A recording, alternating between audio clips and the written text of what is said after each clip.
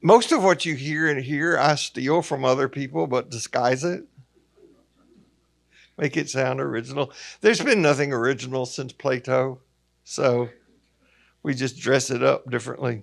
But I'm stealing a line from Dr. Jim Bankston, who, when he would take some time off from preaching, he would say, I need a break from this, and you need a break from me. So, as Providence would have it, I've gotten a break this week. Brooke Summers Perry is going to come in a minute. You know her. She was here to teach for us the Sunday before Suzanne Stabile came, because Brooke is a certified spiritual director and not very, very knowledgeable about the Enneagram. Brooke and I have a long history. We met when she was active in the world of architecture.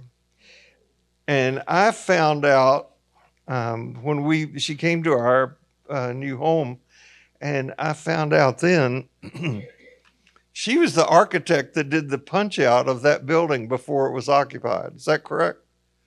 Yeah. It's one of the best buildings in the city of Houston. I will tell you that. Because we cannot hear our neighbors on either side of us, above us or below us in our apartment, which is good because it's just good. I sometimes sneeze really loudly and yawn really loudly,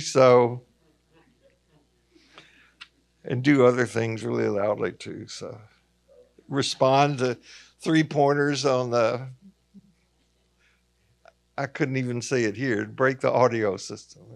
That'd be good. I get the look. You've seen the sign that said, I married my wife for her looks, but not the ones I've been getting. That's true. So since I am always harping on having, that's it.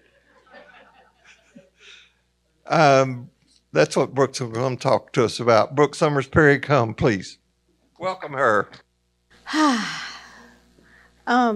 Every moment is another opportunity to do a spiritual practice, just with a breath.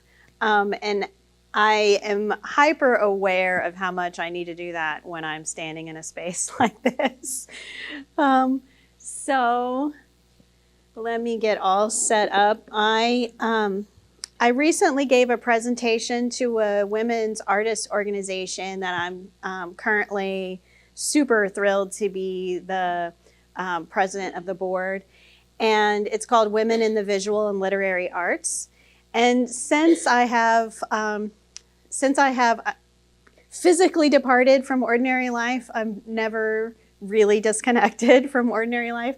I've been teaching creative writing and art in all kinds of different settings. And what a lot of people don't know that hire me to do those things is that there's always some spiritual practice going on as well in those spaces, because to me, the awareness, the self-connection, the expression, it's all opportunity to bring the soul into the moment. And so oftentimes I feel like I've gone rogue and I'm teaching spiritual practice in spaces that haven't really hired me to do that. But I hope that all of you all will get an opportunity to kind of experience that invitation today. So I handed out some book pages and pencils to some of you, but not all of you, because I didn't catch everybody in here. So we want to make sure everybody gets a book page and a pencil, because we're going to use that pretty early on. So if you did not receive one, as the guys in the back come up, they will bring you a page and a pencil. Yeah. All right. When I was coming to Ordinary Life pretty regularly, I really wanted to do the practice. So I started working with Matt Russell and with Lindsay Espahel, and we started a little lab class we called Conspire that followed Ordinary Life. And it was basically the spiritual practice lab that helped us apply what we were learning in Ordinary Life. And so I'm forcing a little bit of practice on you today by making sure you each have a book page and a pencil, and I will have you practice with me. We are doing all kinds of practice with our heads and our hands and our hearts right now, trying to get this set up. I will let you know the purpose for this talk and the purpose for my practice. I am the third child from a family of very talented, I call my siblings prodigies. I don't think they would call themselves child prodigies, but in my eyes they were. And I came in as the third child who was very sensitive to the energy in the room. And so I quickly became whatever I needed to be the peacemaker, to be, little Shirley Temple, whatever it takes to get kind of the energy in the room more peaceful and happy. And I basically feel like I was born into the role of being a people pleaser. So most of my life, I've been more attuned to everyone else in the room but me. And if you have done some of the Enneagram study and you know what a type 6 is, type 6s really have a difficult time finding their own inner authority. And so as I've gotten older, I see everyone around me kind of maturing and living their own lives and seeing what matters to me. And I thought, I'm in my 50s. I really need to figure this out. I really need to start living my own life for me. And thanks to all of the influence of Bill Kerley, I know that it is my soul's purpose to be able to be truly me in this world. And even if it doesn't please everyone around me, to live out and to live with my fullest heart and enjoy life more fully. So I'm going to pull you into a practice. This does not have to do with the page that you have. This is just a little warm-up. I don't know if you're familiar with John O'Donohue and his books of blessings and poetry. He is amazing. And I call on this book often, whether it's to use it with labyrinth walks, to do it with my own study, but I highly recommend this book and using it however it suits you. But this is a little blessing that I pulled out to get us focused today. And what I want you to do is really pay attention to each word.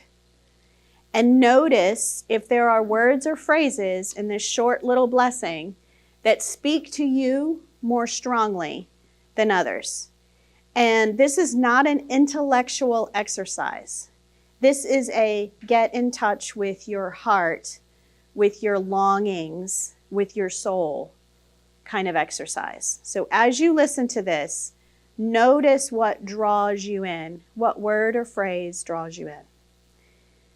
To come home to yourself.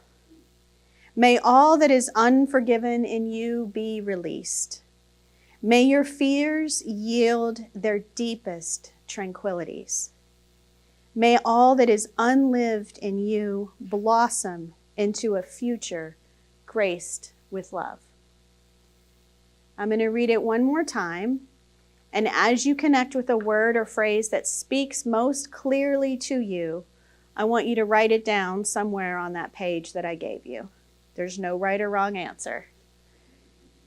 To come home to yourself. May all that is unforgiven in you be released. May your fears yield their deepest tranquilities. May all that is unlived in you blossom into a future graced with love. All right, I would love if would anybody feel comfortable just kind of calling out a word or phrase that you wrote down? Yes. Fears. Louise? Home. Forgiveness, tranquility. Yes. Unlived, graced with love. Released. Blossom. Beautiful. All right, so this is an opportunity you have anytime you hear poetry, whenever Bill's speaking, to listen for what is most drawing you in that moment. And this is pretty much the real basics to this practice that I do, that I marry Lectio Divina, imaginative prayer, and blackout poetry. So what that means is when I was going to the Cynical Retreat House and doing my 3-year program to become a spiritual director, I learned a lot of different spiritual practices. At the same time, I was starting to do watercolor and paint for the first time in 20 years. I hadn't done it since I was a teenager. And I got in this real meditative state on retreat there, and started kind of almost doing centering prayer, but with my watercolors. So I just got lost in the way the paints were mixing on the page and flowing around. And I got in this space of way more questions than answers. And to me, that's pretty much when I know that I am following the breadcrumbs from my head to my heart, when I can stop trying to be so smart and just be and notice and be curious.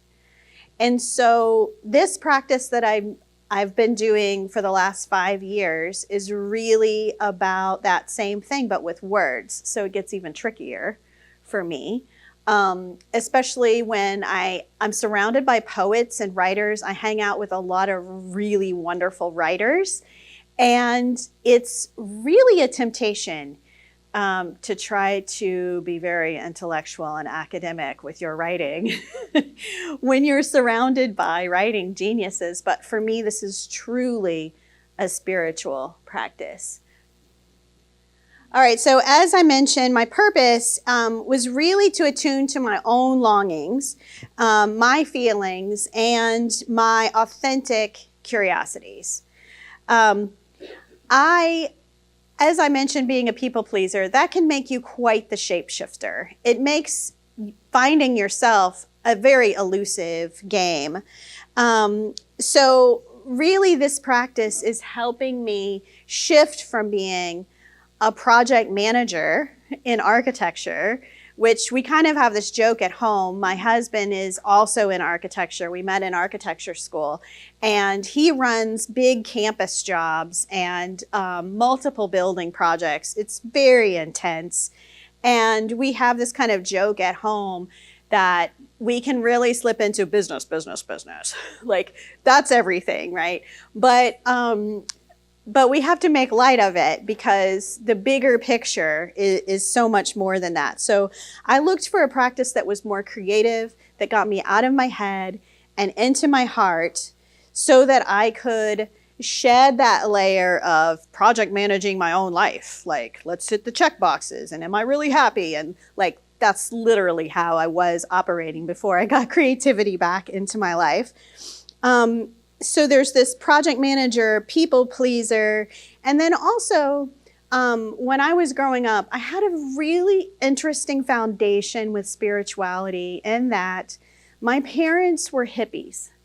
My dad raced motorcycles. That's the motorcycle track on Sunday morning was where we were, not church, except for holidays when we went to either grandparents' Baptist churches, Southern Baptist churches, And I was too shy.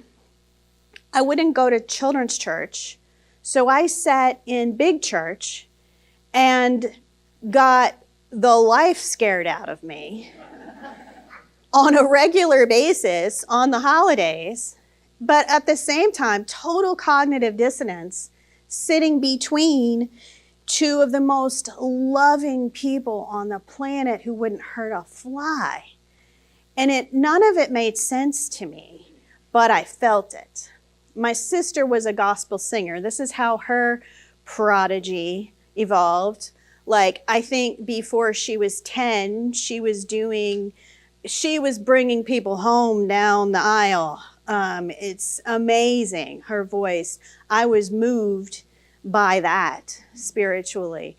So it just didn't make sense in my head. And so I think now this makes sense to me that the only way I find this connection is through my heart, through the feeling, through this curiosity and creativity.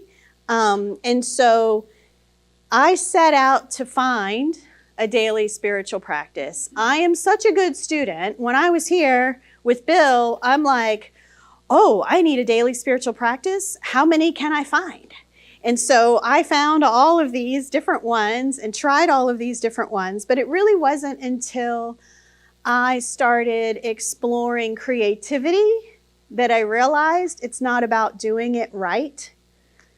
It's not about, is this more spectacular than another daily spiritual practice? Am I super academic and intellectual because I'm drawn to this one? Like, there's so many different ways we can bypass our work. And for me, it's being smart enough that was getting me off track. So really diving into creativity has freed me from this trying to prove that I'm smart enough, good enough, my own form of prodigy in the family. Like, you can go all the way back to all the different ways I've tried to get myself off track from the thing that really brings me the most peace and joy, which is curiosity and creativity. And so that's why I wanted to share with you today. I thought it was really cool that someone had asked Bill about how do you find your true self, because this is truly the purpose of why I do this practice. I want to be connected and authentic to my true self everywhere I go.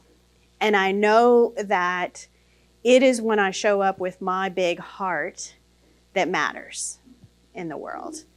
And this practice that I'm sharing with you today also is a wonderful tool for me to use when I show up with kids in my practice on a regular basis. I am currently a gig teacher. I am living on the gig economy.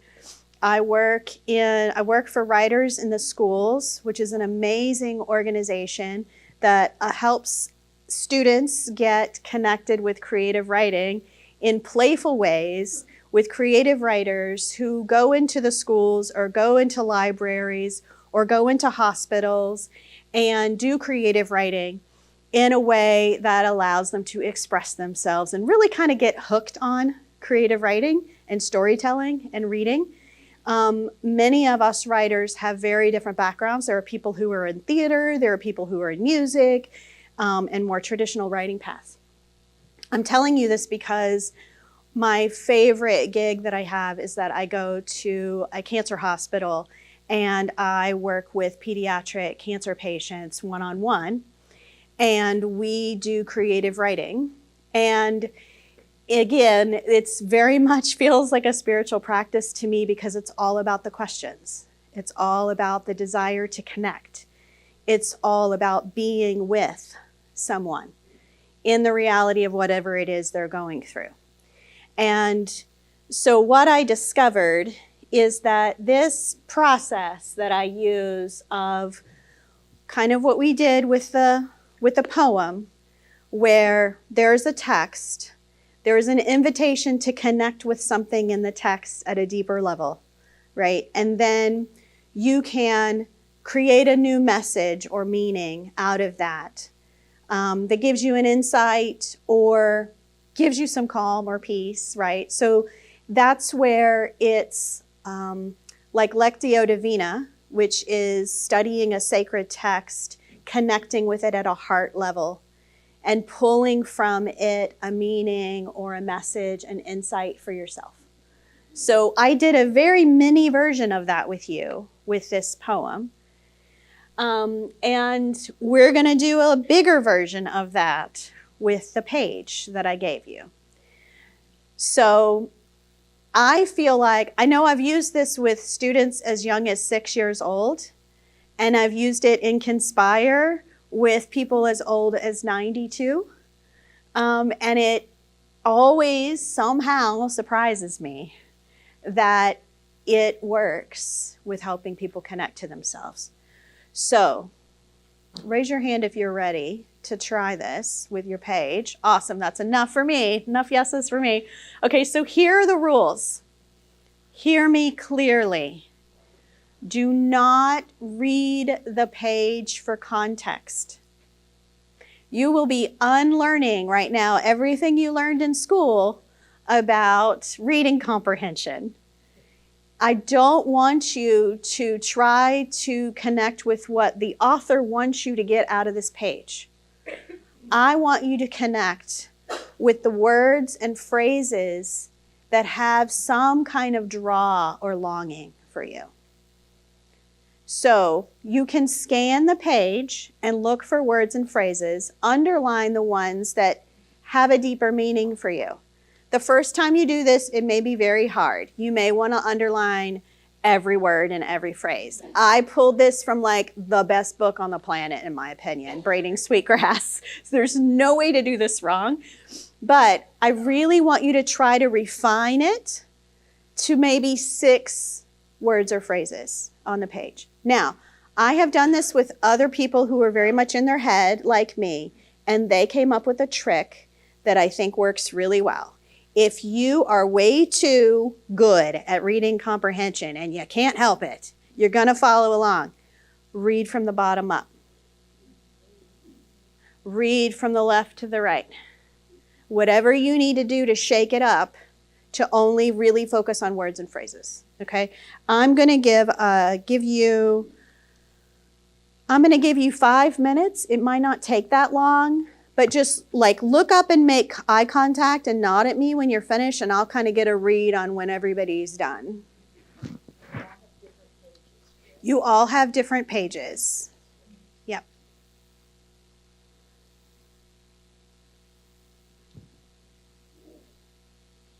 If you are watching this at home, here's a page. And if you can access that online, hopefully you can pull out some words or phrases from that page and play along with us.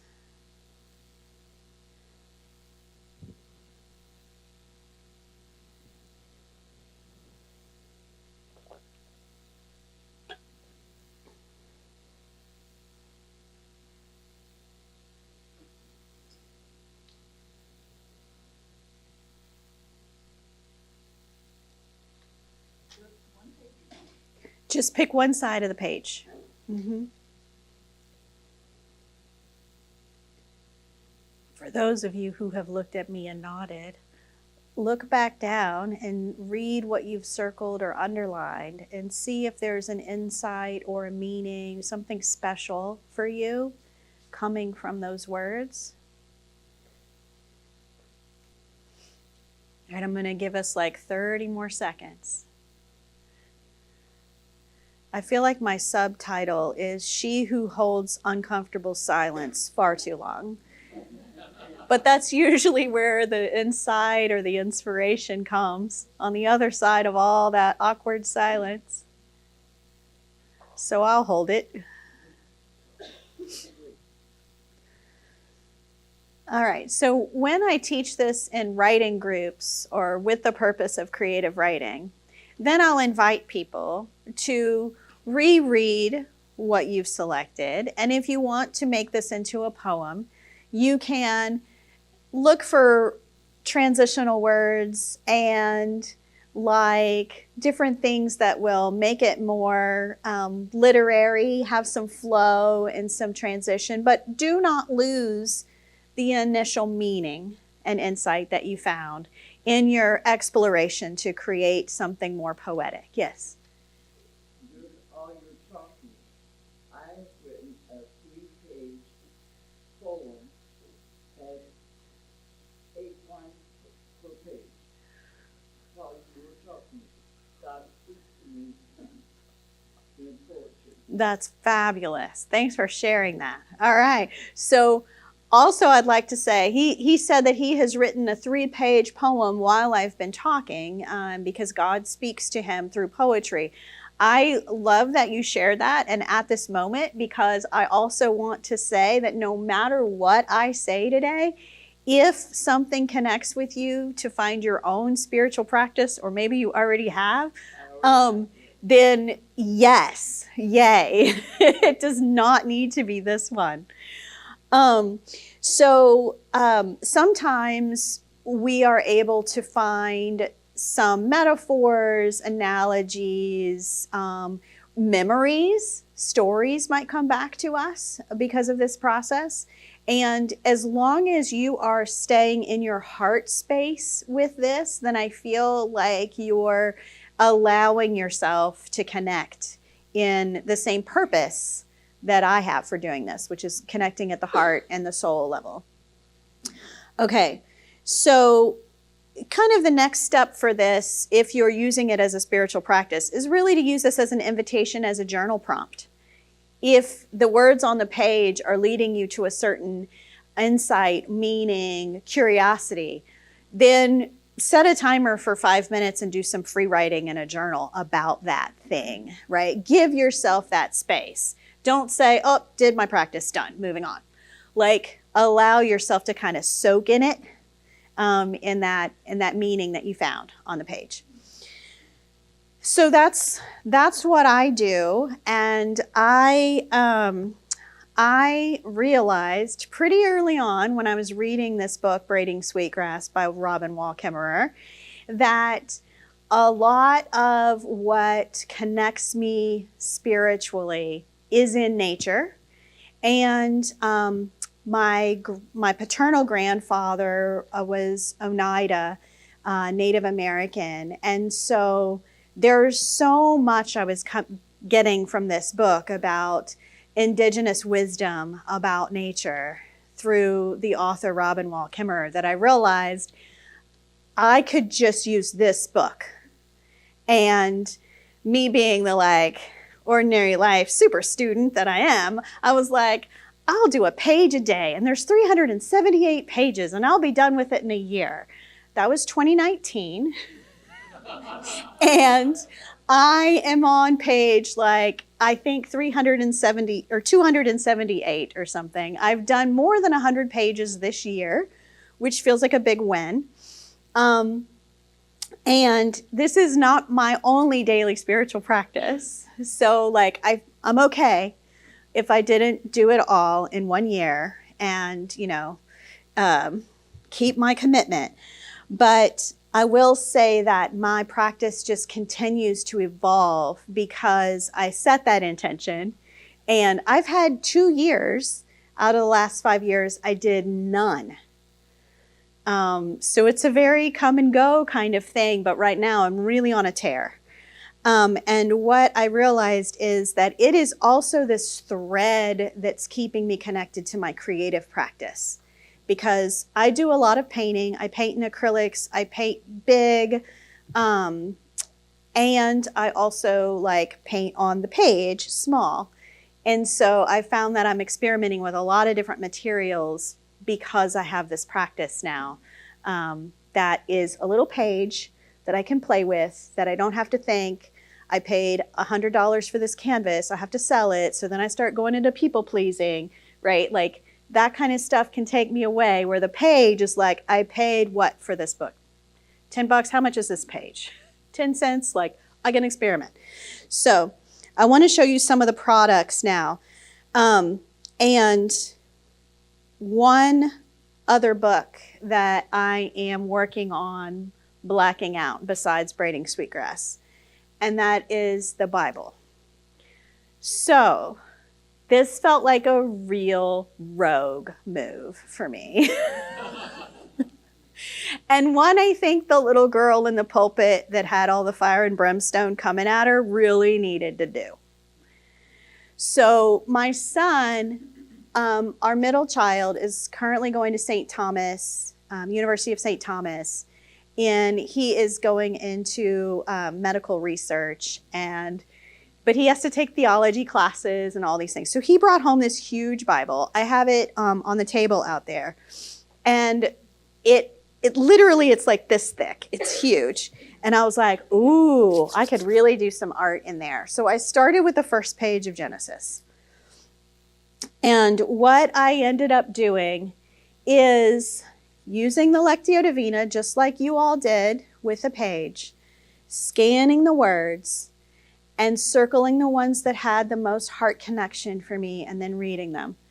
So let me tell you, Southern Baptists, I haven't attended a Southern Baptist church in, 30 years, maybe just for a funeral or two. But in general, it's been a really long time.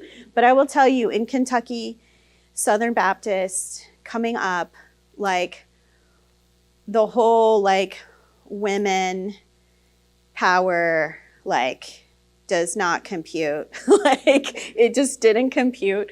So it has been very liberating for me to go through these pages and rewrite it, if you will, for myself. I may get struck by lightning. I'm okay if you guys want to go to the parking lot before me to avoid this, but it has been really liberating for me. So I started with I don't know who's online, who I'm pointing to here, but the first one that really made me feel free was Genesis 3, the fall of man, being interpreted this way. The garden is the woman. God knows you delight the wise. All right, and then some other pages. The heavens was light in the midst of the night. Another one, you shall rule all the days of your life, living and knowing good.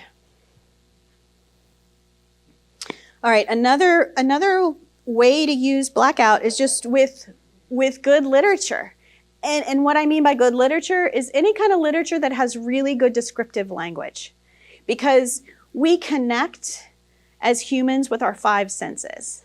And so if the descriptive language in the book helps you connect with your senses, it probably has the opportunity to connect with your heart, maybe get you some sense memories from something meaningful to you.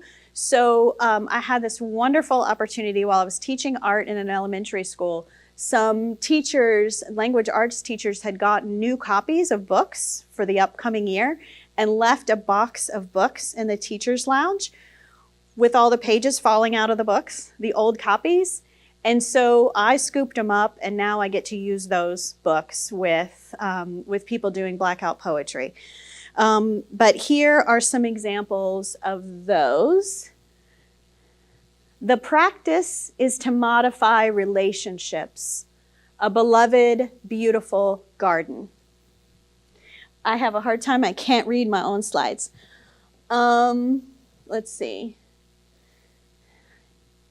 if I can read this one. Okay, the middle one. They rise together, creating the future they imagined. In the gift of their care, these people and these trees, with a bond, physical, emotional, and spiritual. All I can do is love them to leave another gift for the future of unknowns. All right, so I invite you to do your own practice with books that you have around. You can take a photograph of a page. Let's say you don't want to mess up your literature like I have. You can take a photograph You can take notes. You can write down the words that have meaning to you instead of underlining them in your book. So, but as I started doing this practice, I was really pulled into, like I said, using braiding sweetgrass every day. And I'm just going to show you some more. This is going to be a little tricky. I'm wondering if, let's see if I can read these. Am I still in camera if I go over here? Okay. All right. So I started using photographs of my daughter. So I have an iPad, and I do digital collage. So I started bringing in photographs of book pages and bringing in photos, and then using a program a lot like Photoshop to use layers, and then erasing the image, right, where the words were. There's this really cool trick you can do to change the opacity so you can see through the layers, right? And then you can do all kinds of things. So I started out by using pictures of my daughter.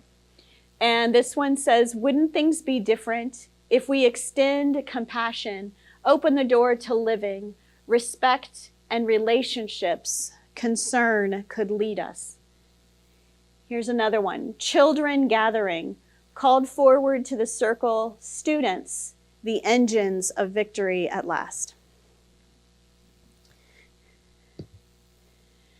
And more. Eager to get out onto the porch, I held the door for her. It was quiet. The air flowed out past me. Let her be. So this was a lesson about being an overbearing helicopter mom. Many rest on wonder more than duty. This is me trying to release my inner child. I started collaging images from the 100 acres I grew up on with the pages. And it made sense. Braiding sweetgrass is all about reverence for nature. So allegiance to gratitude, dawn reflection, walk the pasture soaked in dew, a debt of gratitude. The next one, I search the understory across the valley. Vibrant green nurtures hope. This picture is just a plant that's rooting in our kitchen right now. I delight in the earth, the natural world, where constant awareness and spirit are responsibility in our hands. Then I got real cute with my iPad and learning all these tools where you can like draw with light and stuff. And so I had a lot of fun doing collages with just the tools in this program. This first one is a celebration of healing circles. I have had the great opportunity to be in a lot of healing circles with a lot of people across the planet. And so this one's a celebration of that. Where gathered minds meet, listening takes effort. Cherish the experience. The next one, essential companionship, warm and kind. Always recognize the threads to join instead of divide. Beautiful together, the necessary path.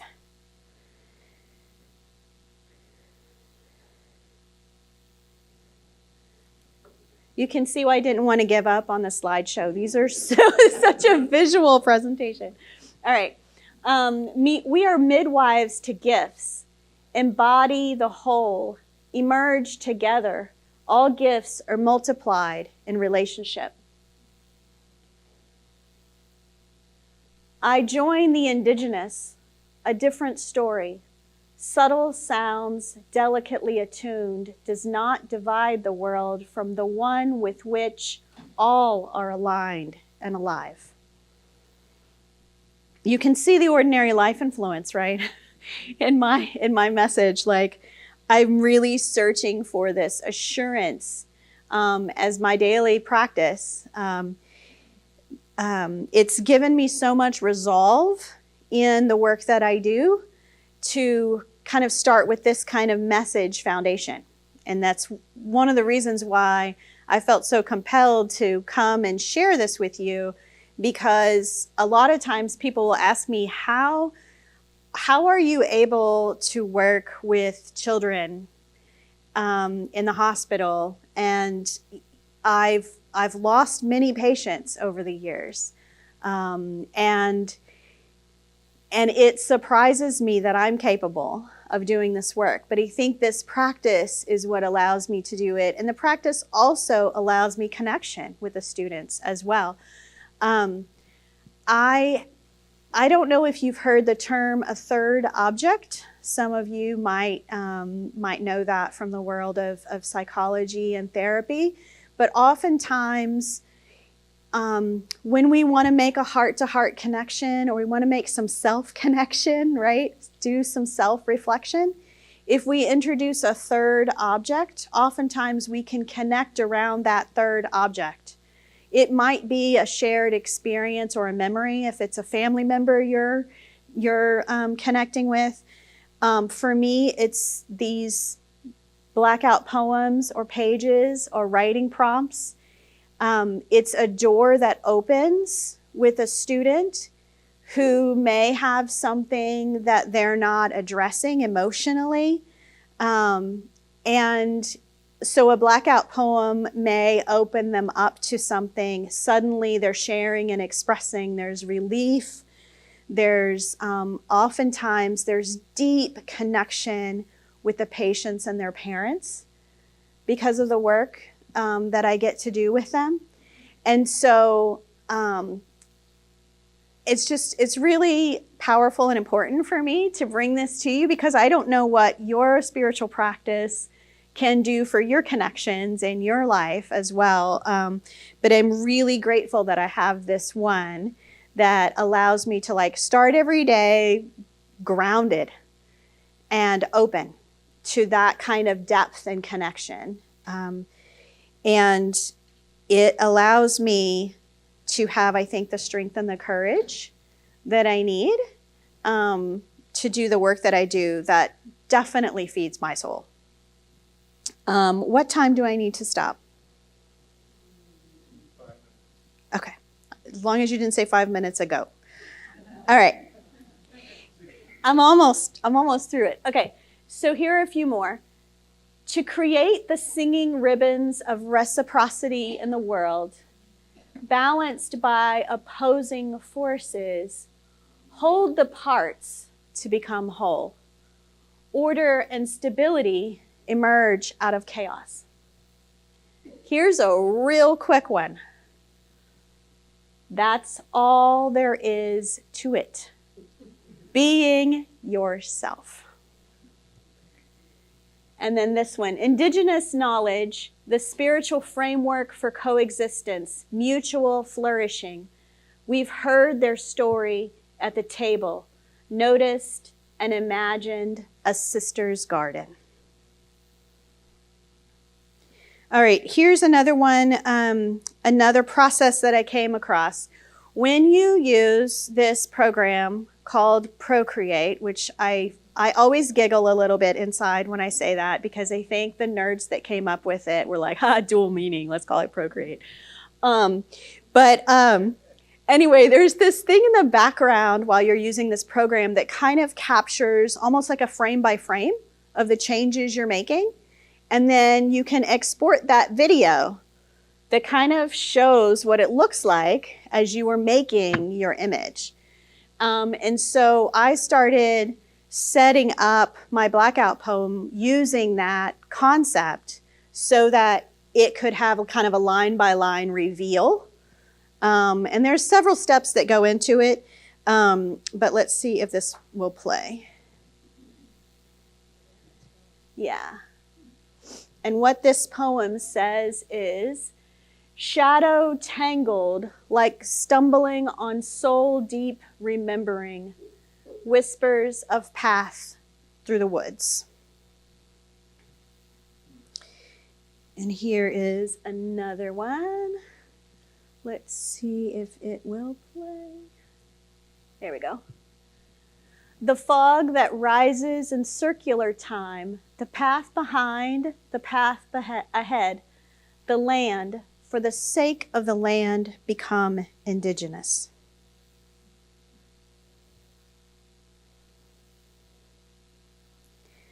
And the next.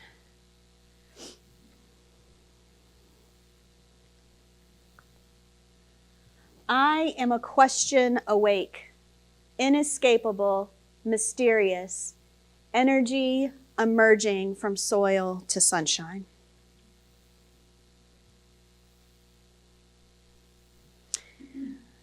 And then this is the last slide. So, and it's just kind of a celebration of like one of my greatest joys, even more than making these blackout poems and the art that go with it, is facilitating it with others and teaching other people how to use this and other spiritual practices and creative practices. So some of you have heard me say in here before that after I left the Hines Center for Spirituality and Prayer in 2017, I started teaching with writers in the schools, and my son started tapping me on the shoulder and saying, "Mom, you know all that stuff you teach, the conspire stuff, all those practices." In 2018, he said, when he started college at U of H, he was like, "Mom, all these people on the college campus, tell me why they don't know how to do your practices. Like, why doesn't anybody know conflict resolution or nonviolent communication or all these things that you teach?" And he said, like, "The only way to connect with people here is to get drunk, and I don't want to do that."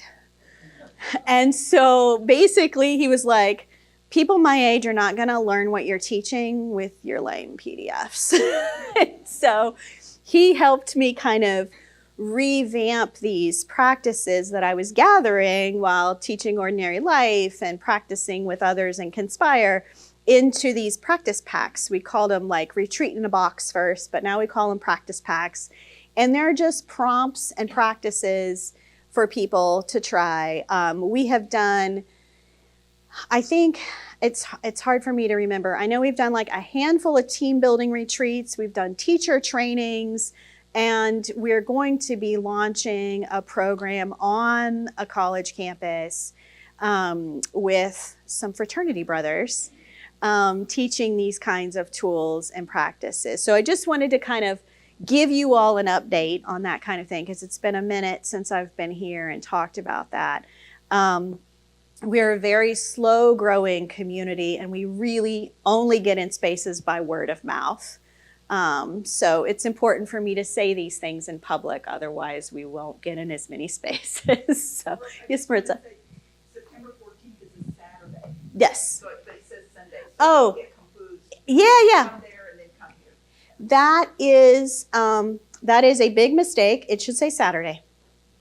Saturday, September 14th at the Jung Center from 10 to 12. I will be teaching a workshop on this. Yep. And I want to let people know that all the slides that are here are will be on the Ordinary Life website on Tuesday. And further, you can go, as I did this week, to the We Practice website, wepractice.com. We Practice Life. wepracticelife.com. Mm-hmm. That's a really good website. My son was taking marketing and communications at U of H, so he builds websites. Well, it's really, really good. Thank And you. what's more important about the website for me is that the various practice packs that you have created are available. If people want to get them from there, they can do that, or talk to you or whatever. I have samples of the pages. Please don't take them, but I have samples of the pages, the artwork, original artwork on the table out there. I also have the practice packs if you want to kind of look at that stuff too. So I'm so grateful for you for doing this, because a spiritual practice is that which we enter into with our whole heart. Doesn't say what it is, but whatever it is that offers the least resistance to our experiencing being overtaken by the kind of stuff that you're talking. I was amazed about the words I circled. It was amazing. I made a poem. I'm not a poet. That's awesome. And what I want to do, like when we do workshops with stuff like this, is to give people time to put their pages up on a wall in a gallery, right? Like, how cool would it be for you all to read each other's words that you pulled? It's amazing. It's a community experience. Yeah. Yeah. I'm so grateful for you. Thank you. Yeah. Thanks for Thank having you. me. So no matter where you go this week, no matter what happens, remember this, you carry precious cargoes, so watch your step, and I'll see you here next week.